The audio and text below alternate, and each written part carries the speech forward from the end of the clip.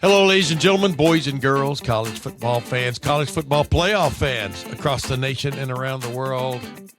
This is Tim May with the Tim May Show featuring Clay Hall. Clay, do you like when I say featuring, or do you like me to just say featuring Clay Hall? What's your preference? No, I mean, I never asked you that. You juice it up a little. You and I don't talk to each other before or after the show. We just put on makes it look like we get together here. Yeah, that we get along. Face. Yeah.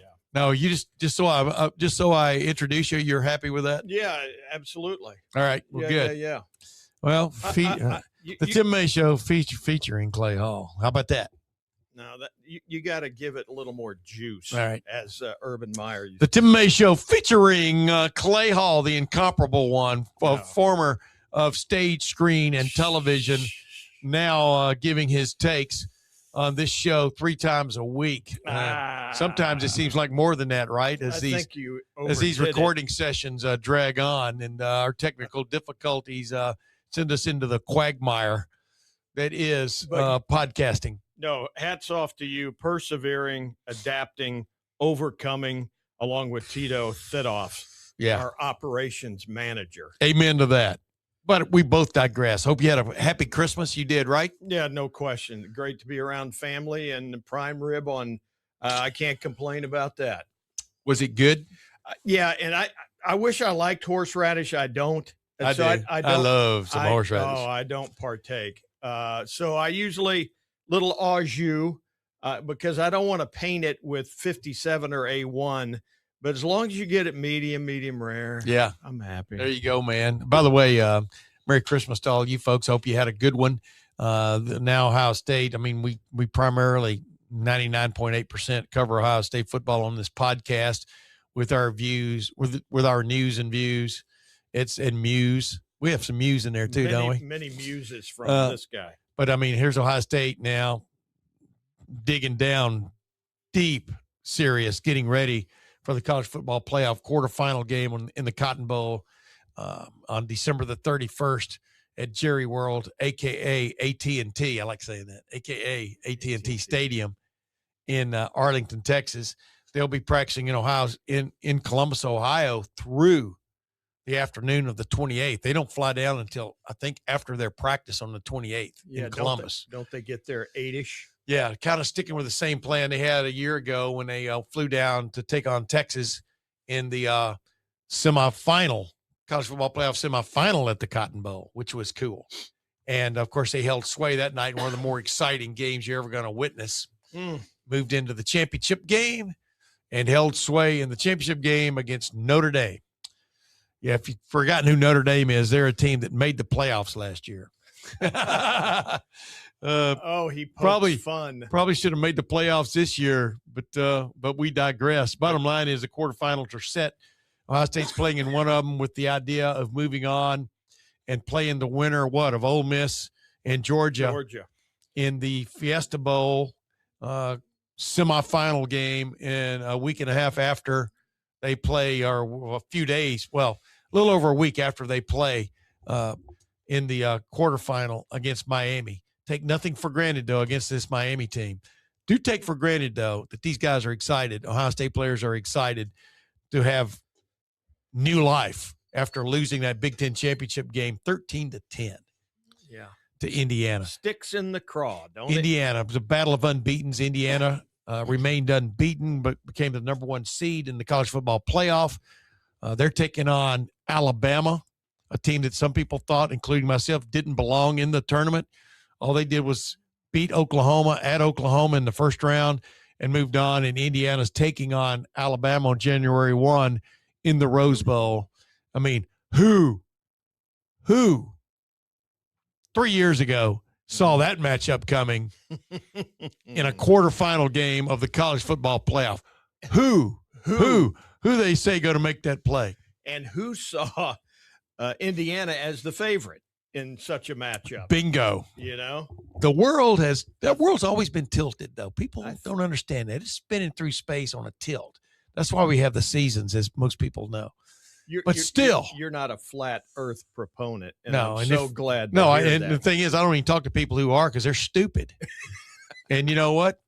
Stupid is as stupid does. Forrest Gump's mom told him. Yeah. I mean, that's like saying we didn't land on the moon. You know, don't get in conversations with people who start off, the preamble is, I don't believe we landed on the moon. Okay, well, I'm going to move over here now. I'm going to converse with this person because you're stupid. So, yeah, and I've told people who say that, I've told them to their face because I've run into a few of those. No lunar landings and flat Earth. Right. I mean, have you ever been in an airplane? You know, my goodness, have you ever done anything in your life besides keep your head in the sand and listen to what other people say? But I digress. Boy, we're a long way from that. What I wanted to get to is this. It's an exciting time. Imagine, and let's put ourselves in Max Klare's shoes, Ohio State's stellar tight end. This time a year ago, he was in the process of transferring from Purdue, got into the portal and ended up picking Ohio State. And did you find that to be a worthy acquisition? Well, hell yeah. The guy's one of the best tight ends in the country now. I mean, he was last year. 43 catches this year. As his blocking has improved, he's become quite the fixture. He should be the fixture in a game like this, man. Julian saying, like I said, I know he's a hell of a quarterback for one reason. If you only had to give me one reason, I'd say because he knows where his tight ends are. He knows in a pinch, a tight end can get you out of the pinch. And the great quarterbacks of history have known that. And Julian saying right off the get-go, even in scrimmages and even in the spring game, understands the tight end, what he brings to the passing game. Yep. You know, when the 15s and the 20s are covered, throw to the guy 8-10 yards down the field. Boom, you got yourself a hell of a gain, if not a first down. So anyway, Max Klare has come on big time of late, but just think this time a year ago, he wanted to get something out of his college football career he didn't think was possible at Purdue. And turned out he made the right call. He did. But imagine him, man, getting to play in his college football playoff quarterfinal on a team that's 12-1, lost in the Big Ten championship game, like we said, to Indiana, but a team that's 12-1, number 2 in the country, and has a chance to go places if it takes care of business against Miami. But let's get to just his excitement level. Thanks. Max, what's your excitement level, I guess, for want of another term, going into a game like this, the start of the playoffs? You're thinking you got to get ready for one, but you might have to play 3. You understand what I'm saying? I mean, yeah, no doubt. Is this like you got to put everything into this one? Go ahead. Yeah, I'm super excited. Obviously, it's a new experience for me coming from Purdue. So, being on a team like this and being able to have this opportunity in front of us, it's really exciting for me. That's what's cool, by the way, about the transfer portal. Yeah, is if you realize a dream. If you get in the transfer portal and read the lights correctly that are in there because they're flashing, it can take you places. It can take you great places. It's like mass transit. Yeah, and he ends up at Ohio State, but he kind of goes on from there. Let's listen a little bit more. A couple other questions and stuff just about that aspect of things and where he goes in this conversation. What's your impressions after seeing the way they played against Texas A&M defensively, and how big of a challenge is this? Is this maybe the toughest defense you guys will face? Yeah, I think it's a big challenge. Obviously, they're really talented. They play really hard, and they do a lot of things really well. So offensively, we're going to have to be on point and, put together a great plan and trust that plan and go out there and execute. Max, you mentioned the difference, coming from Purdue. When you transferred here, were these the kind of games that you were thinking about playing in? Yeah, definitely. I mean, this is what college football is all about. And, to be able to go out there with this team and do that, it's extremely exciting and something, I've always wanted to do and kind of a childhood dream. So definitely. Childhood dream. Are you kidding me? It's crazy. Not knocking Purdue, but Purdue's still a couple of years away now. You could have said that about Indiana 3 years ago. They're a couple of years away. In those couple of years, they've been in the college football playoff twice and have lost 2 games to both the 2 teams that played for the national championship a year ago. That's it. Ohio State and Notre Dame. So you can turn a team around in 1 year if you do it correctly, like Kurt Signetti has done. And there's the guy that ought to be writing a book. Yeah, but he didn't. It wasn't all 5 stars.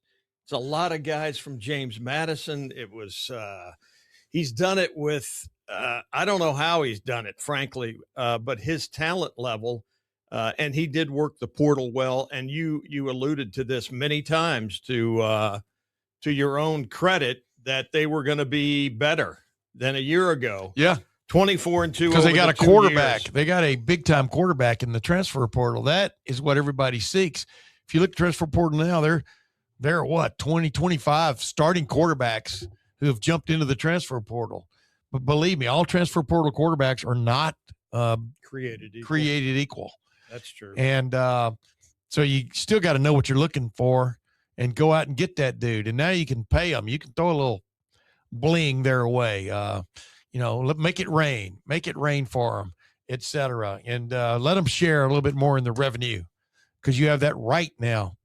But the bottom line is same way with tight ends, Max Klare, Ohio State. I mean, we talked the other day about the job Keenan Bailey is doing as a tight end coach. I mean, now they're leaning on him also in terms of dealing with wide receivers, which he did before. He was a understudy. That might be the right term for a while with I think Zach Smith and then Brian Hartline. Right. And, then got named tight ends coach. Done a hell of a job there because Ryan Day is leaning on him now he's been a full-time assistant for several years now, but now it's like, with this transition with Brian Hartline being named the South Florida head coach. He's moving up. Yeah, Ryan Day kind of shifted responsibilities for a lot of people. Brian Hartline basically is just now at this point coaching the wide receivers like he used to do. Yep. And Ryan Day is in essence the offensive coordinator, but he's leaning on Keenan Bailey for help in all kinds of ways there too, along with coaching the tight ends. So, well, he's packed that room just like Hartline has packed the receiver room. It's Klare, it's Kazmarek, it's Bennett, Christian. Yeah. There's 4 or 5 guys there, to me, are almost like interchangeable parts. Yeah. But here's the question. I mean, during this time, as they've gotten ready, they had to wait to find out who they were playing, which was Miami, which won at Texas A&M last weekend to get the right to play Ohio State in a quarterfinal game. But Max Klare was asked at some point about how have y'all been working to keep your edge? And let's just see what he had to say about it. I think it was our friend Pat Murphy who asked him about that. I mean, you get in a rhythm, even though they had 2 off weeks during the season. You still got into the rhythm there, of a November full of games, chock full of games, 5 games, a 5-game November. And then right after that, you played Indiana in the Big Ten championship games. You were in a rhythm of getting ready every week for another game. And then boom, from December 6th until December 31st, 25 days, you don't play. That's a long for a while. You don't even know who you're playing. And then you find out halfway done and you get after, but Max Klare talking about the team and how they approached, for another term, trying to keep an edge to a certain extent. Hard to do, I think. Yeah. I don't know how many similes I'm going to use for keeping for so to speak, but here we go. Let's see what he had to say. It's something the coaches have put a big emphasis on, and that's just the way we practice every day.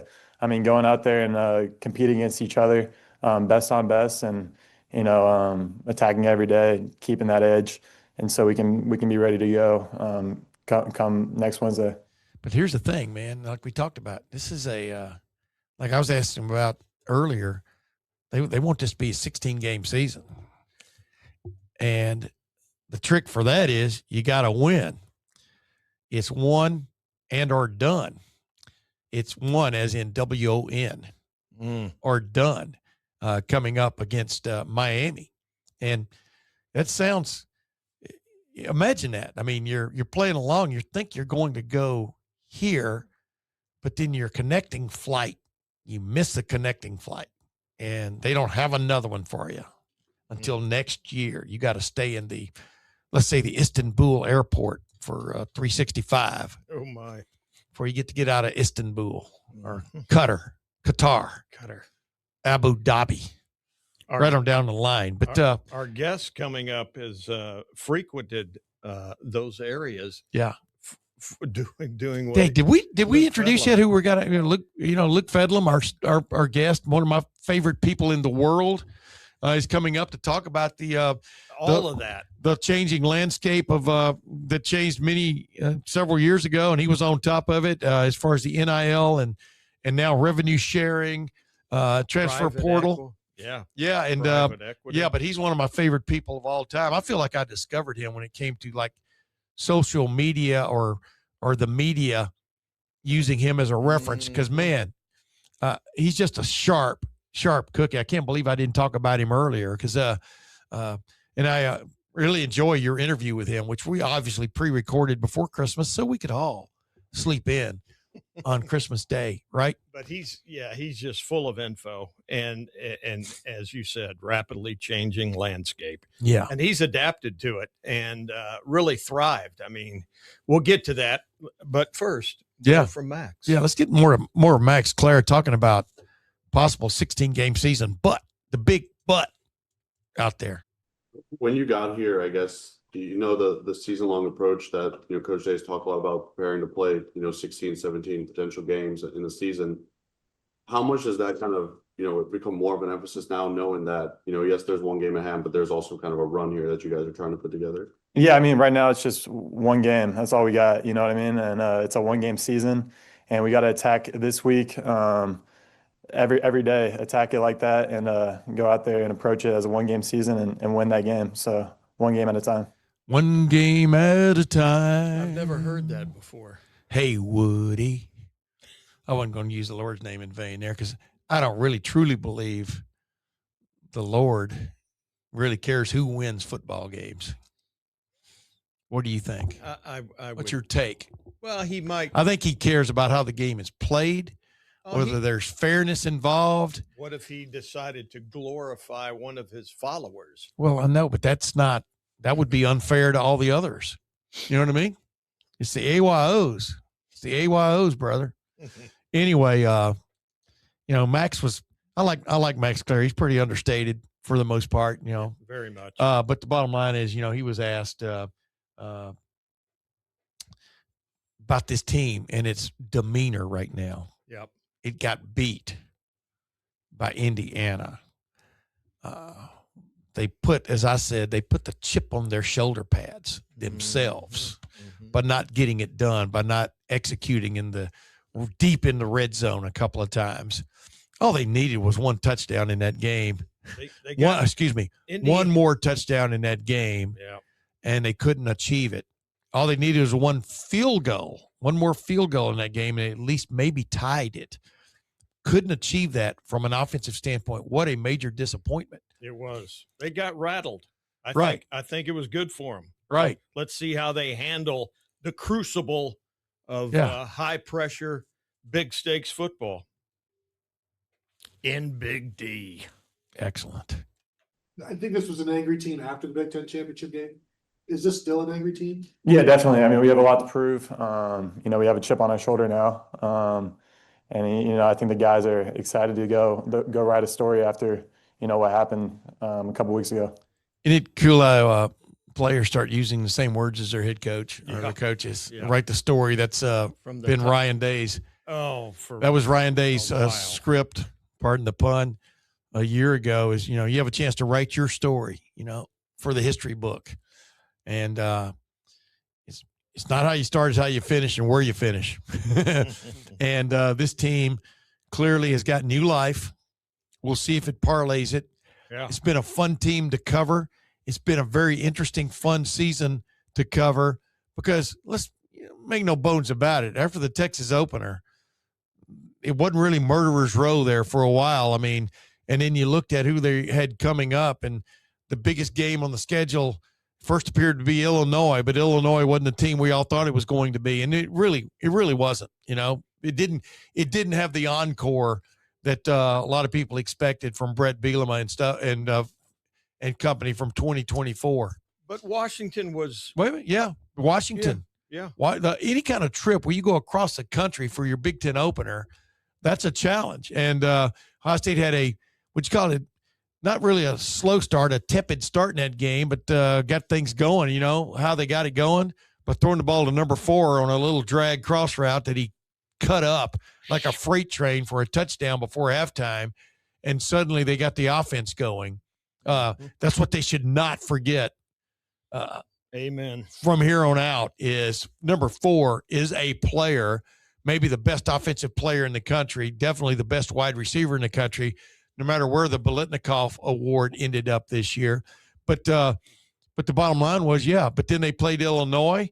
Illinois was supposed to be a lot better than it turned out to be, but Illinois got bushwhacked by Indiana a couple of weeks before that game. Then they went to Wisconsin. Ooh. Wisconsin under Luke Fickell.